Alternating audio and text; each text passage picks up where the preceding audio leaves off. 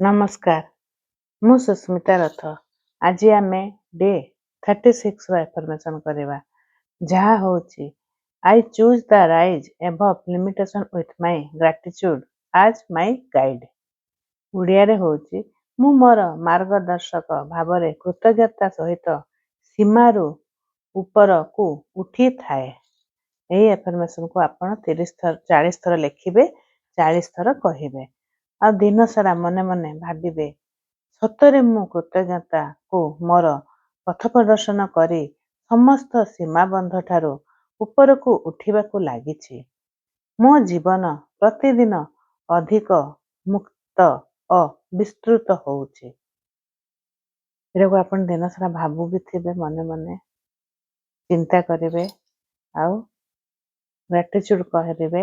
ମୁଁ କୃତଜ୍ଞ କାରଣ କୃତଜ୍ଞତା ମୋତେ ଭୟରୁ ଶକ୍ତିକୁ ନେଉଛି। ଯେତେବେଳେ ଆମେ କୃତଜ୍ଞ ହଉ, ସେତେବେଳେ ଆମେ ନିଶ୍ଚୟ ପଜିଟିଭ୍ ହେଇକିନା ସବୁ ଡରରୁ ଆମେ ଦୂରେଇ ଯାଉ। ମୋର ସମସ୍ତ ସୀମା ଆଜି ଶିକ୍ଷା ଓ ଆଶୀର୍ବାଦରେ ପରିବର୍ତ୍ତିତ ହେଉଛି। Thank you, thank you, thank you. ଆମେ ଏ ଯେଉଁ ଏଫର୍ମେସନ୍ କରୁଛୁ, ଗ୍ରାଟିଚ୍ୟୁଡ୍ ଲେଖୁଛୁ, ଆଜିର ସେଇଟା ହେଉଛି ମେନ୍। ତାପରେ ଆପଣ ଆଖି ବନ୍ଦ କରିବେ, ଗଭୀର ନିଶ୍ୱାସ ନେବେ, ମନ ଭିତରେ ଭାବନ୍ତୁ, ଦେଖନ୍ତୁ ଆପଣଙ୍କ ମନ ଭିତରେ ଆପଣ ଏକ ଉଚ୍ଚ ସ୍ଥାନକୁ ଉଠୁଛନ୍ତି। ପଛରେ ସମସ୍ତ ସୀମା, ସମସ୍ତ ସନ୍ଦେହ ଓ ଭୟ ନିମ୍ନରେ ରହିଯାଉଛି। ହୃଦୟରୁ କହନ୍ତୁ, କୃତଜ୍ଞତା ମୋର ମାର୍ଗଦର୍ଶକ, ମୁଁ ସୀମାଠାରୁ ଉପରେ। ଧୀରେ ଧୀରେ ଆପଣ ଏବେ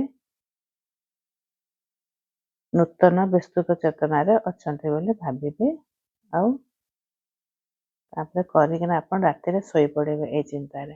thank you, thank you, thank you. ଦେଖୁଛନ୍ତି ଗ୍ରାଟିଚ୍ୟୁଡ୍ର କେତେ ମହତ୍ତ୍ୱ। ଯଦି ଆପଣମାନେ ଚାହୁଁଛନ୍ତି ମୋର ଏଇ ଭିଡ଼ିଓ ଦେଖିକିନା ଗ୍ରାଟିଚ୍ୟୁଡ୍ ଆପଣ କରିବା ପାଇଁ, କେମିତି ଲେଖାଯାଏ, କେମିତି ପ୍ରାକ୍ଟିସ୍ କରାଯାଏ, ଆପଣ ଆମର ମଙ୍ଗଳମୟ ଗ୍ରୁପରେ ଜଏନ୍ କରନ୍ତୁ। ଆଉ ସକାଳ 5ଟାରୁ 6ଟା ଆମେ ଗ୍ରାଟିଚ୍ୟୁଡ୍ ପ୍ରାକ୍ଟିସ୍ କରୁ କଣ୍ଟିନ୍ୟୁ। ତ ଆପଣ ଆସିନା ଦେଖନ୍ତୁ, ନିଶ୍ଚୟ ଭଲ ଲାଗିବ। Thank you, thank you, thank you.